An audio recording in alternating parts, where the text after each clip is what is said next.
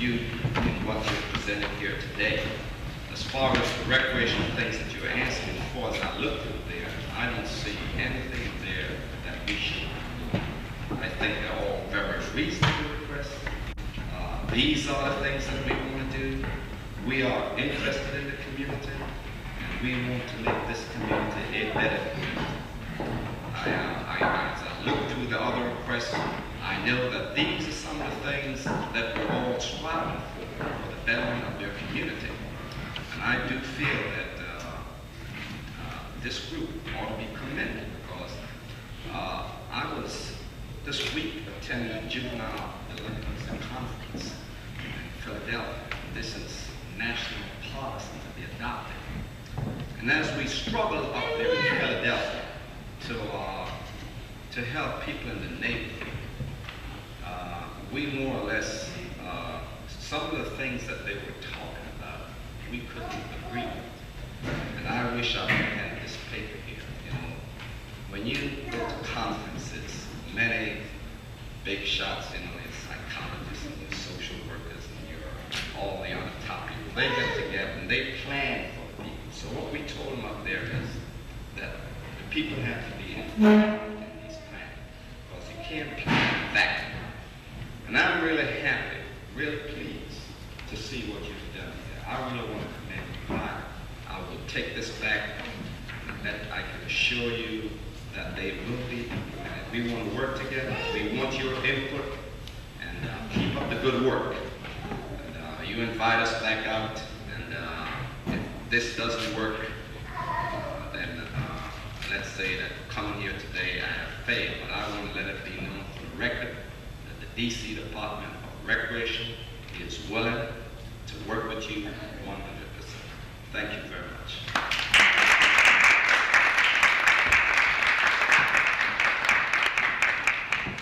Thank you very much. I'm sorry, Mr. Vice. Okay, this is Mr. Vice from the DC Public Schools. I'd like to make a statement now.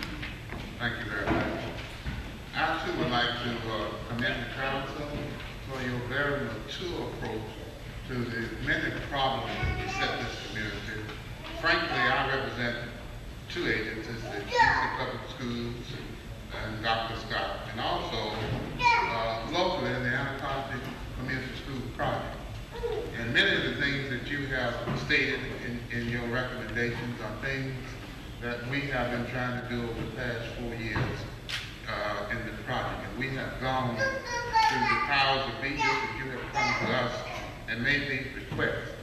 But it's much more effective when it comes from you, themselves.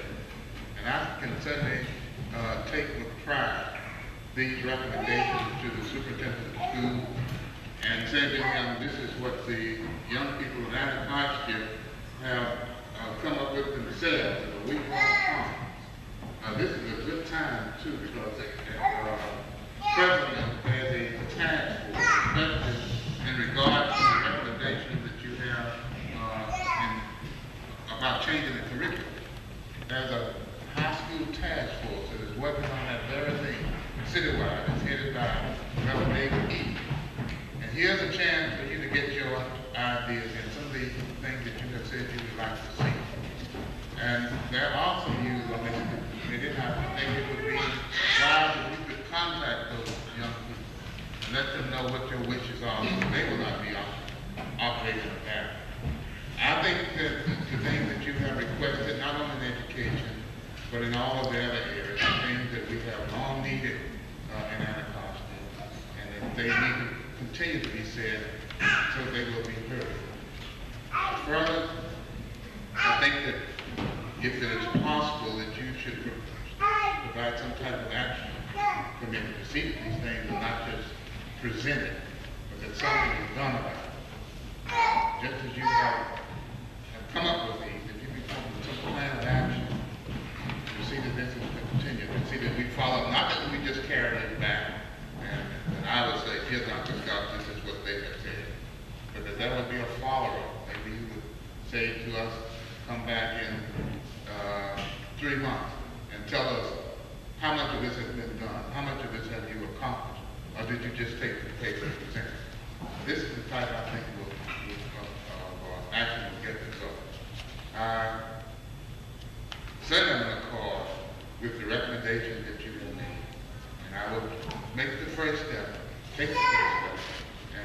presentation, not only to Dr. Scott, but to our local area board, to see if we can begin to implement that as fast as possible. Thank you for inviting me.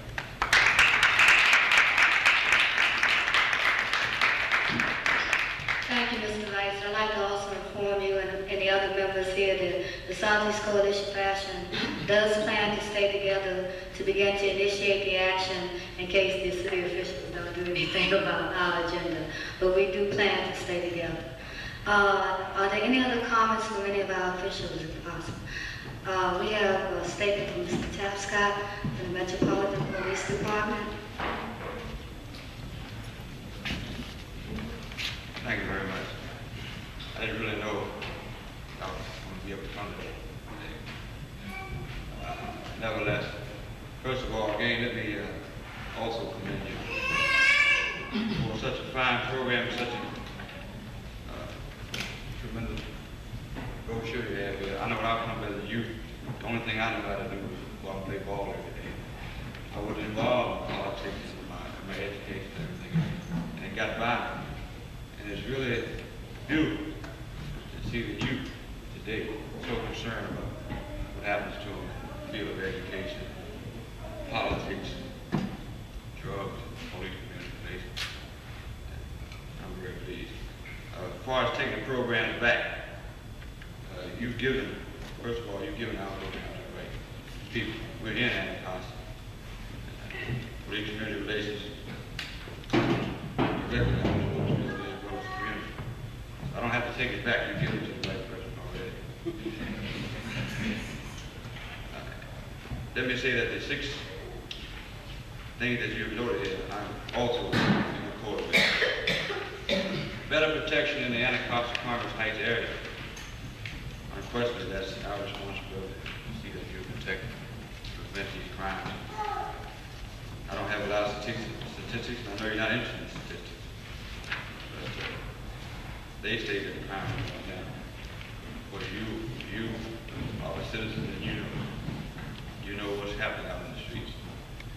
So we are charged with the responsibility of protecting you, and that's what we want to do. Try to have more youth work with the police department, have these youth patrol the schools instead of police. Again, I don't think we should be in schools either. And I hope to see the day that no longer are we needed in schools to the point where we have to patrol the hall the hour, 6 to 8 hours a day. And I hope, like I said, I hope someday we're no longer in it and you can handle your own problems, which I know that you can do if they just give you the opportunity to do it. We want to have a conference with the police department as soon as possible. Right on. I'll get right back on to Manassas. And first, let me say, I'm always there, I'm always there. I'm around the clock, I know it might be real difficult to get me. Let me say now, I'm committed to help you in this Anacostia area. And anytime you want to talk to me, if you can't get hold of me, just leave a message, and I'll get back to you. I'll come to you. If you can't get to me, I'll come to you. We got to work together. We can't solve it unless we talk to each other. It's your responsibility, it's mine too. If you won't do your part, it won't work. If I don't do my part, it won't work. That's perfect. Come see me whenever you help. You should not be picked up for a crime. Sanders before this meeting, and I asked him what was the age range of people who drew this document up. And I was absolutely flabbergasted by his answer. I think this is truly a very mature document, and the way in which you have addressed yourself to the problem is definitely commendable, and I congratulate you. To address myself to the recommendations that you have made to the Narcotics Treatment Administration, we agree that there should be clinics in each community. The limiting factor there, of course, is the amount of funds that are available. In the next 12 weeks, hopefully we'll open another 8 or 9 clinics in the district. I think one is set, 2 clinics are set for areas 3 and 4, which include the Anacostia area. one problem that you might not be aware of as far as locating clinics is concerned, and that is the communities very frequently, in our experience, in trying to put a clinic into an area, we get an unbelievable amount of community resistance in that it's all right for me to put a clinic on the next guy's block. So in your travels, you might address yourselves to that problem. Because certainly it's a major problem for us, where we can't get communities to understand the extent of the problem within that community. When we place clinics, there is no intention to transport people from outside of your community into your community. When we place a clinic, we intend to treat only patients who live in that geographic area. But that's a thing that's really difficult to get over to communities. In August of last year, we started negotiations with the school system about placing counselors in the schools, and in October, the school board passed that program. Originally, we had funding through the district government, and we lost those monies when the budget was cut, but fortunately, we have identified a new source of funds, and we are now in the process of implementing a program within the schools where, working with clusters, we will make available to the school system counselors who have experience in dealing with drug abusers, drug addicts, and we're starting in the Shaw area, and we're also coming out into the Anacostia area. Hopefully by the midsummer, as soon as we can recruit all the people we need and work the system, we will have counselors out here in at least one cluster of schools.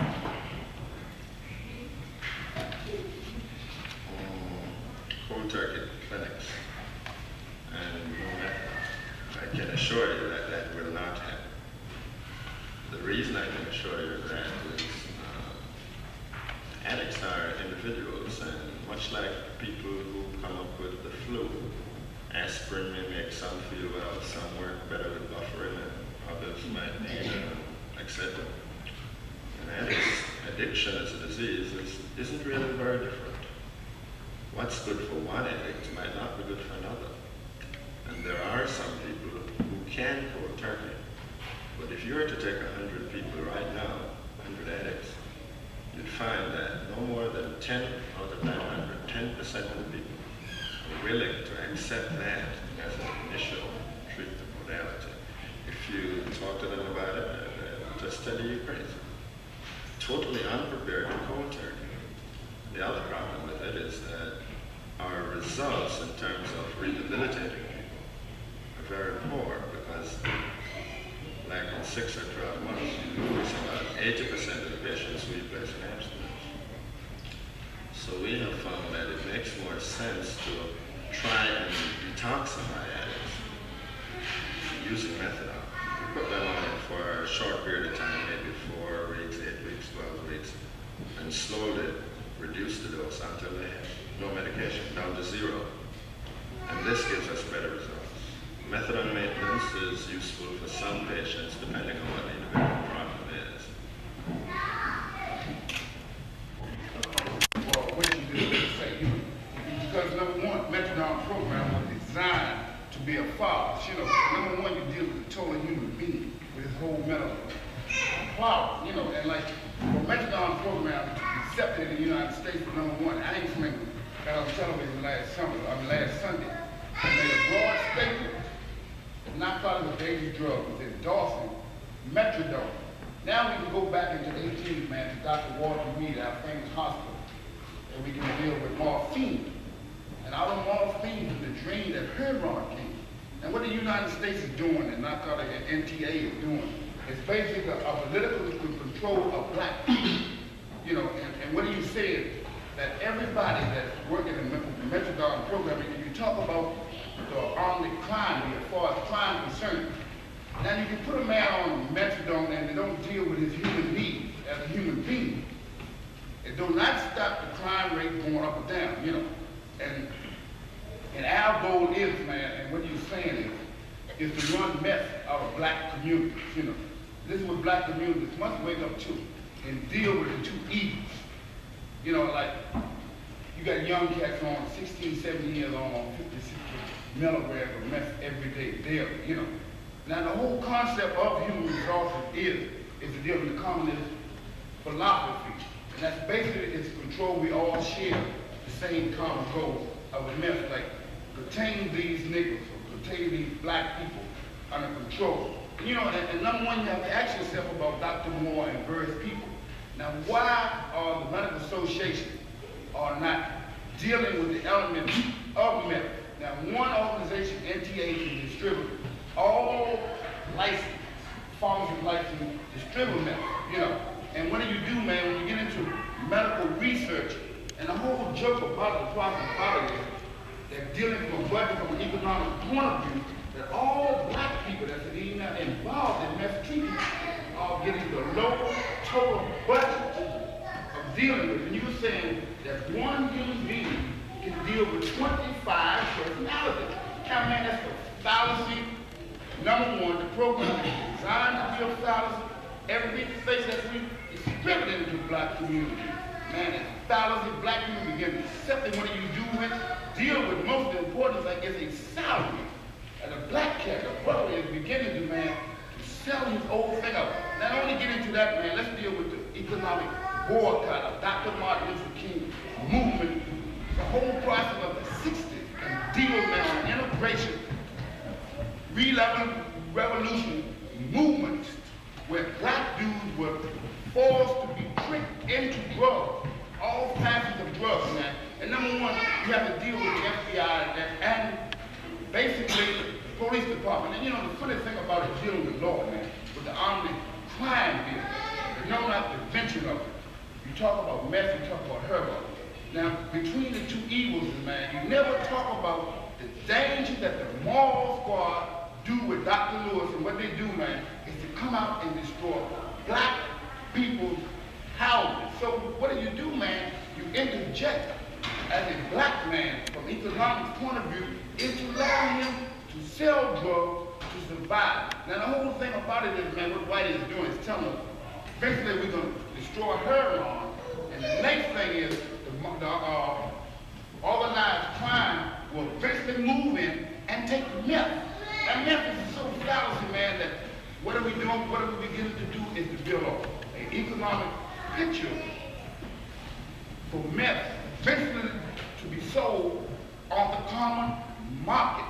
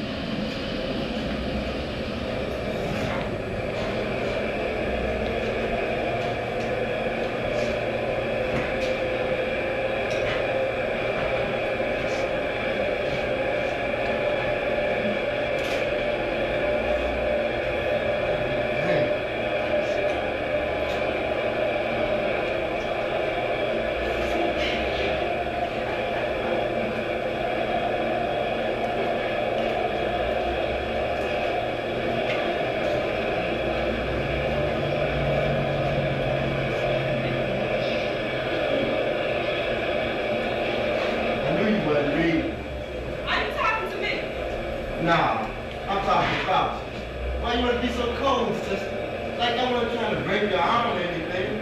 I was just trying to get some R&R. R&R? Yeah, and if that means my arm getting next to your arm to taste, you should be drilling and ready. Matter of fact, you should have peeped in my arm with the same pretty brown as yours.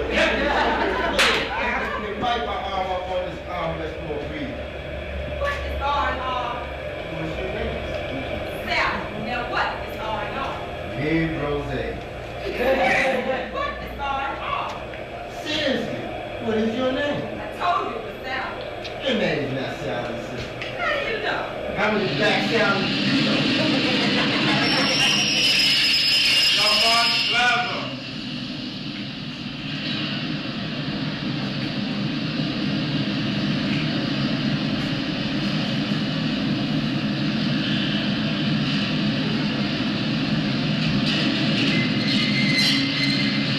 Next stop, waterfront.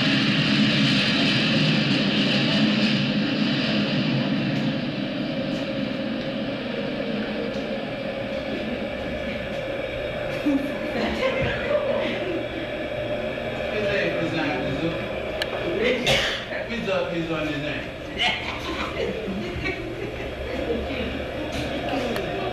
There's something to zone. He's on his name. His name is Sal. This is his name. His name is up.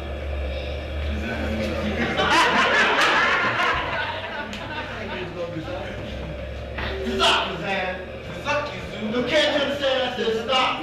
You Zoo, he's on. His head was on. Oh, okay. What's going on here? I'm tired. I've been walking up down these aisles all day, looking at the same chairs and the same faces out the same windows.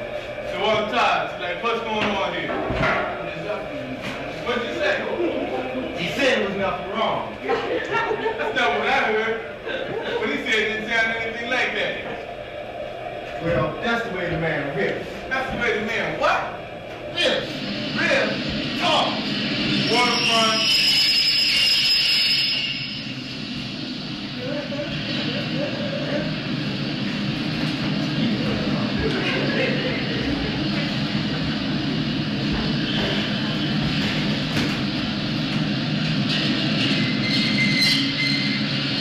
Next stop, Navy Yard.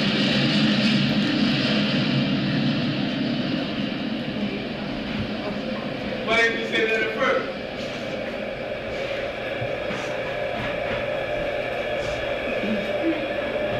What's wrong with you? Can't you talk right?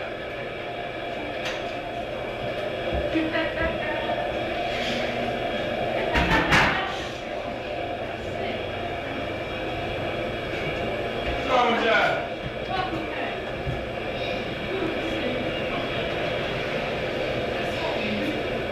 You been crying or something? Nah, he ain't been crying, but he will be soon. My mama said she was gonna kick him out right quicker than her if he didn't get a job. So what does my dumb brother do? He goes and steals a food stamp. And that's why I'm gonna kick his ass for Okay, him. look. That's no way for brothers now. If you can't settle your family business at home, I'll have to take it to the police station. Do we understand each other? You?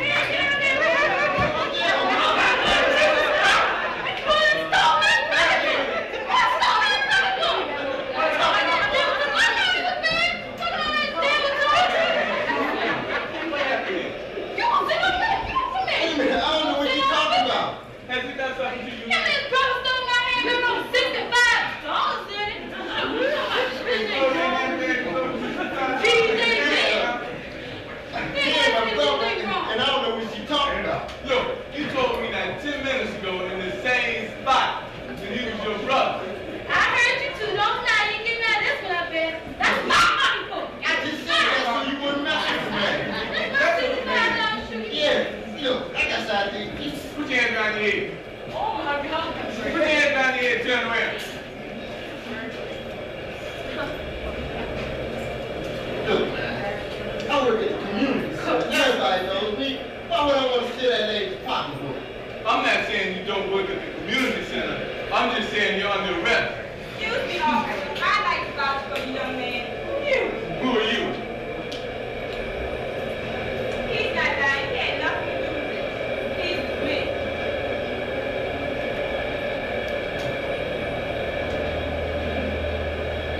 You drop your hand.